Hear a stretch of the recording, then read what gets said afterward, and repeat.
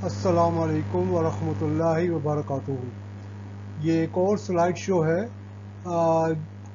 Cash control और bank reconciliation statement के सिलसिले में। इस स्लाइड शो में हम एक पुराने साल के प्रीवियस ईयर के क्वेश्चन को सॉल्व करेंगे।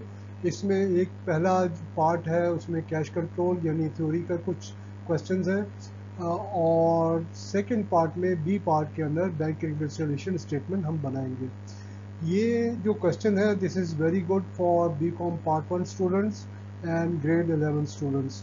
आपसे गुजारिश है कि इसको खूब अच्छी तरीके से प्रैक्टिस करें। और स्लाइड शो के आखिर में अगर आप देखिए तो नीचे जो है सब्सक्रिप्शन का एक बटन है। आपसे बहुत रिक्वेस्ट है कि आप उसको जो है प्रेस कर दें, सब्सक्राइब कर दें। उससे मेरा भी आसानी हो जाएगी और आप लोगों के लिए भी आसानी रहेगी इंशाल्लाह ताला। तो हम नेक्स्ट स्लाइड पे जाते हैं। This is our question number 1, उसका a part. What is a source document? Source document क्या चीज़ होती है?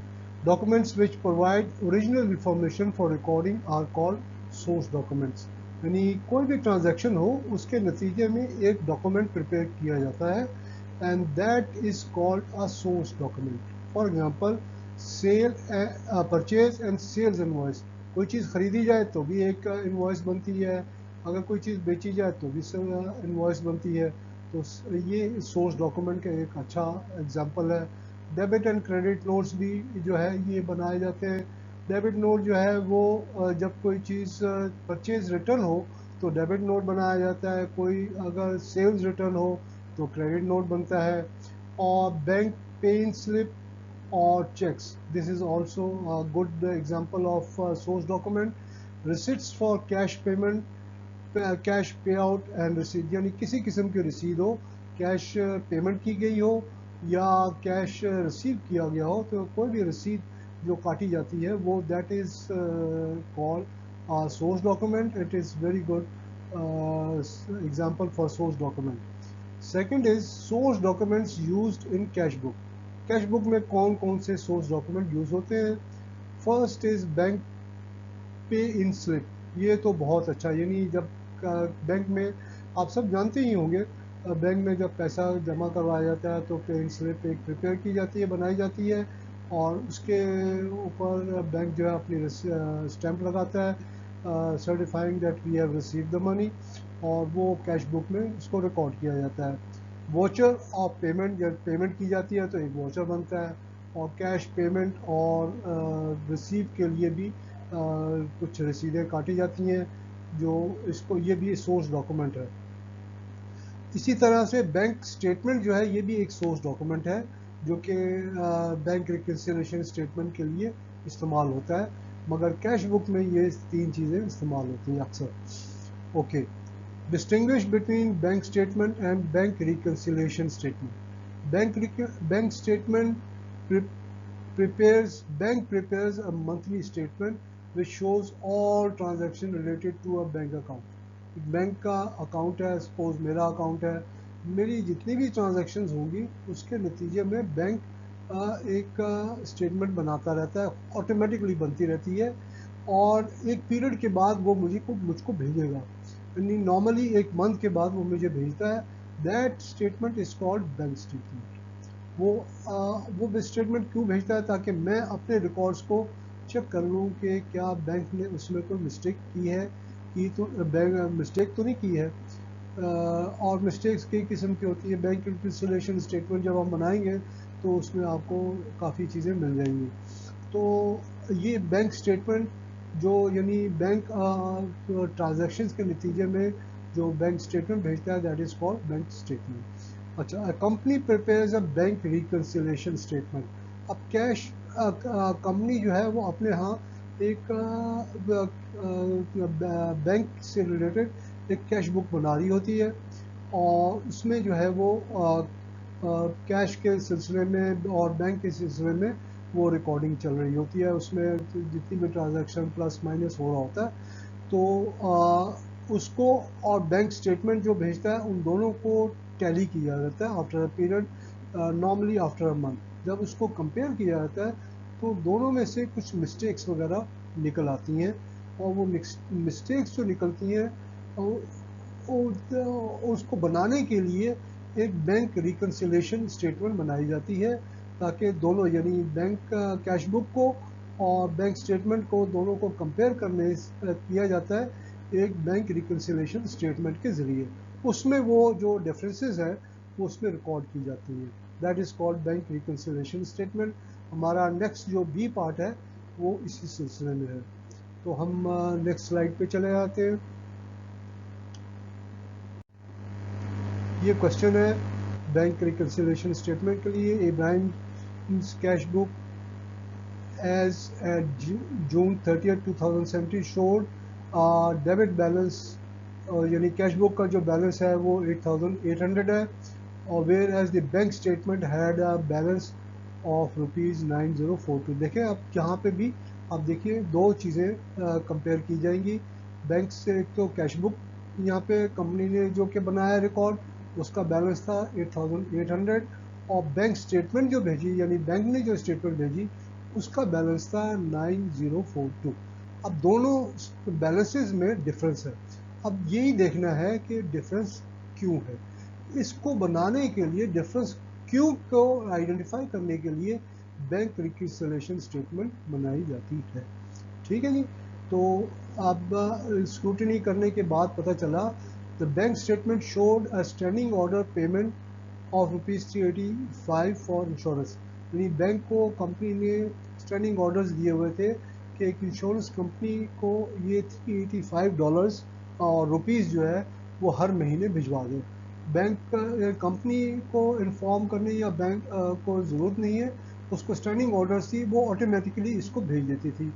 तो कंपनी ने चूँकि अपने अकाउंट्स में इसको रिकॉर्ड नहीं किया, इसलिए पहला डिफरेंस तो ये आ गया। बैंक ने अपने अकाउंट में से इसके कंपनी के अकाउंट में से ये लेस कर दिया, तो बैंक भी अपने अकाउंट में से यानी कैश बुक में इसको लेस कर देगा।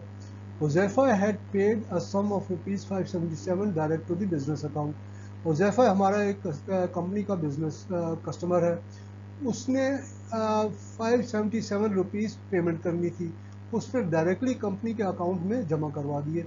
अब कंपनी के को पता नहीं है, तो बैंक स्टेटमेंट जब आई तो उनको पता चला कि ये हुजैफा ने 577 रुपीज़ जो पेमेंट करनी थी वो हमारे बैंक अकाउंट में ऑटोमेटिकली जमा करवा दिए। तो कंपनी क्या करेगी कि वो अपने अपने कैश बुक में इसको ऐड कर लेगी। ठीक है जी, ये ऐड हो जाएगा।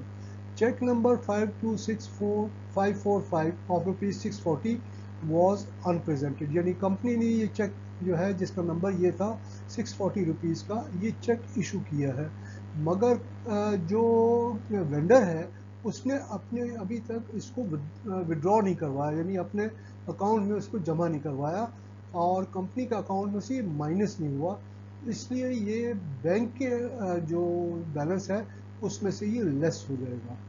ठीक है। Deposits not yet credited total ₹605, company ने डिपॉजिट करवाए थे जिनका टोटल था 605 रुपये, और बैंक ने अभी तक उसको क्रेडिट नहीं किया, यानी बैंक ने अभी तक कंपनी के अकाउंट में जमा नहीं करवाया, तो ये कंपनी के बैंक के अकाउंट में ये जमा हो जाएगा, इसको ऐड किया जाएगा। Number 5, a check ₹654 received from a customer was deposited in the bank but shown in the bank statement as ₹454 rupees, यानी कंपनी ने 654 रुपीज़ का चेक एक कस्टमर से रिसीव किया, अपने अकाउंट में 654 रुपीज़ उसको ऐड कर लिया। बैंक ने इसको जब डिपॉजिट करवाया तो बैंक ने जो कंपनी के अकाउंट में जो ऐड किया है वो 454 रुपीज़। अब क्या करेंगे कि 654 माइनस 454, तो हमें जो डिफरेंस मिलेगा वो 200 रुपीज़ का मिलेगा, तो 200 रुपीज़ बैंक के अकाउंट में मज़ीद ऐड हो जाएंगे, क्योंकि उन्होंने कम ऐड किए थे, इसलिए मज़ीद 200 रुपीज़ मज़ीद बैंक के अकाउंट में ऐड कर दिया जाएगा, तो बैलेंस हमारा ठीक हो जाएगा। Okay, number 6, the bank had charged ₹25 for service fees and ₹20 for checkbook. यानी बैंक ने कंपनी के अकाउंट में से 25 रुपीज़ और 20 रुपीज़ जो है ये माइनस कर दिया, ठीक है। और कंपनी ने अपने यानी कैश बुक में से अभी तक ये माइनस नहीं किया, इसलिए कैश बुक में से ये माइनस हो जाएगा अमाउंट 25 रुपीज़ और 20 rupees respectively. The bank had received a credit transfer of rupees 260 for dividends due to the firm, यानी कंपनी बैंक को रिसीव हो गया, बैंक में डायरेक्टली एक कंपनी का जो डिविडेंड था वो कंपनी के अकाउंट में डायरेक्टली जमा हो गया 260 रुपीज़, बैंक ने उसको अकाउंट में जमा कर लिया, मगर कंपनी ने अभी तक उस डिविडेंड को ऐड नहीं किया, इसलिए ये कैश बुक में ऐड हो जाएगा। ये हम आगे चल के नेक्स्ट स्लाइड में हम देखेंगे। और फिर जर्नल एंट्रीज भी यानी एडजस्टिंग एंट्रीज इनके सिलसिले में हमको बनानी होंगी, तो वो भी हम बनाएंगे। तो नेक्स्ट स्लाइड पे हम जाते हैं। ये हमारी नेक्स्ट स्लाइड है। आप ये देखिए कि बैलेंसेस दिए हुए हैं, ओपनिंग बैलेंसेस और कैश बुक एंड पासबुक, यानी क्या बैंक स्टेटमेंट का जो बैलेंस है 9042 वो लिख दिया, और अनप्रेजेंटेड चेक जो है जो अभी तक बैंक अकाउंट में से माइनस नहीं किया उसको माइनस कर देंगे, और जो बैंक ने माइनस कर दिया है और कंपनी ने नहीं माइनस किया वो है इंश्योरेंस एक्सपेंस और सर्विस चार्जेस और चेक बुक, ये तीनों चीज़ें हम माइनस कर देंगे। ये करने के बाद हमारे पास जो बैलेंस आ जाएगा वो 8370 इन द कैश बुक, और जो बैंक स्टेटमेंट का जो बैलेंस आएगा 8402। इसी तरह से कुछ जो अमाउंट्स हैं वो ऐड हो जाएंगे, और डिपॉजिटेड बट नॉट रिकॉर्डेड, यानी कंपनी ने अमाउंट 605 रुपीज़ डिपॉजिट करवाया है, मगर बैंक ने अभी तक उसको ऐड नहीं किया, तो बैंक अकाउंट में बैंक के अकाउंट में ये हम ऐड कर लेंगे, बैंक स्टेटमेंट का जो बैलेंस है उसमें ऐड कर लेंगे। इसी तरह से डिविडेंड इनकम जो है कंपनी ने अपने कैश बुक में ऐड नहीं की, इसको ऐड कर लेंगे, और अकाउंट रिसीवेबल जो कि एक कस्टमर ने डायरेक्टली जमा करवा दिया था 577 रुपीज़, ये हम कैश बुक में ऐड कर लेंगे। तो ऐड करने के बाद आप ये देखेंगे कि 9207 दोनों का जो बैलेंस है वो बराबर हो जाएगा। This means that we have prepared bank reconciliation, this is a bank reconciliation statement, और इसकी करेक्टनेस का सबूत ये है कि दोनों का बैलेंस बराबर हो गया है। अब ये हम क्या करेंगे कि जो बैंक ने जो माइनस किया है उसको हम लेस कर देंगे बैंक अकाउंट में से, और जो ऐड करना है वो हम ऐड करेंगे। ये एडजस्टिंग एंट्रीज के ज़रिए से किया जाएगा, जो कि नेक्स्ट स्लाइड में है। यहाँ तक होपफुली आपको बात मेरी समझ में आ गई होगी इंशाल्लाह ताला।